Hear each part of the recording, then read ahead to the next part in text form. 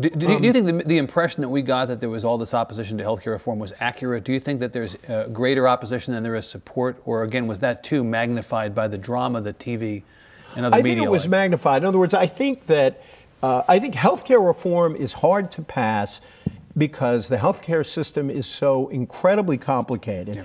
And because a lot of times people have enough mistrust of government that even when they're mad about the health system, even when they're mad that they can be denied coverage because they have a pre-existing condition or can lose their policy abruptly, they wonder if, will the government give me something that's even worse, or will the government take something away from me?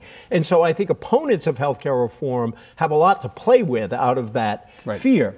I think it was really only beginning in September where the president rallied. I think the speech was extremely important, partly just to pull his own troops together. I think Democrats were relieved that he was out there fighting and punching back some and saying he used the word lie on the death panels. Right. And I think they also... He wasn't the only one to use the word lie that night, by the way. Right? That's exactly... No, and in fact, the conservatives have used that as a rationale for Joe Wilson standing up and using the L word, I guess we could say.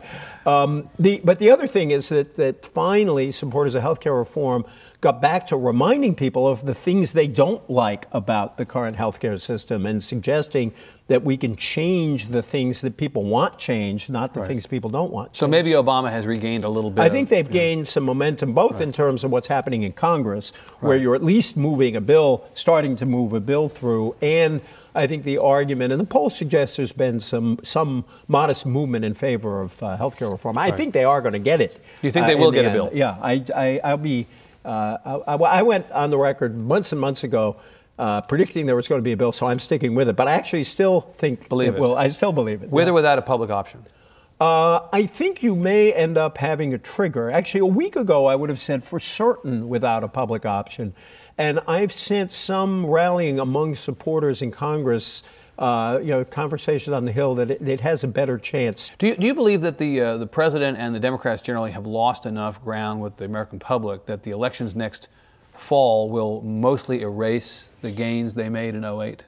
As some have suggested? I don't think we're there yet. I mean, when you think of why is Barack Obama in a better position than President Clinton was in 93, 94, I think the advantage here is that A, I think Obama will get a bill, and B, there's a whole year to sort of go back to other issues to kind of restore people's confidence in the economy.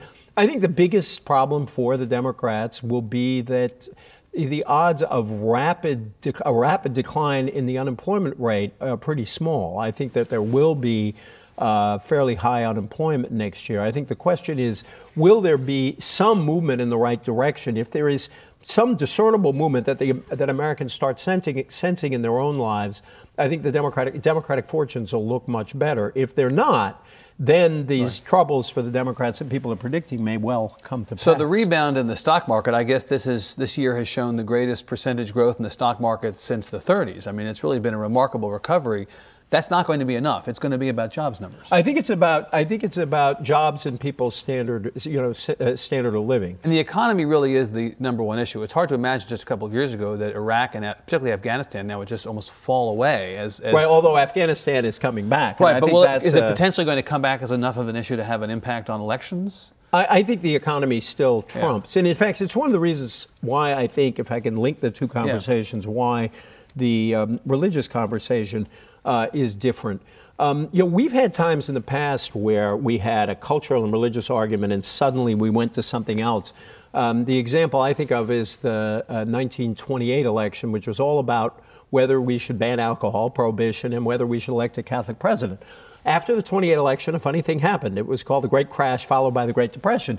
By 1932, people did not think whether we had a Catholic as president was the most important issue or whether prohibition was the most important issue. There's a great letter to Jim Farley, the Democratic chairman, where a Democrat out in Missouri says, I don't know why a wet Democrat argues with a dry Democrat over liquor when neither of them can afford the price of a drink. And I think on a lot of these cultural questions, people are saying, wait a minute, we care about these things, but boy, we got to get our house in order as a country first. Right. Okay. Well, that's a great place to end and fascinating, I think, all. EJ, thank you very much for being here. Well, thank you very much. much. Good luck with the release of the paperback. Happy to see you. EJ Dionne, thank you very much. Thank you. Appreciate it.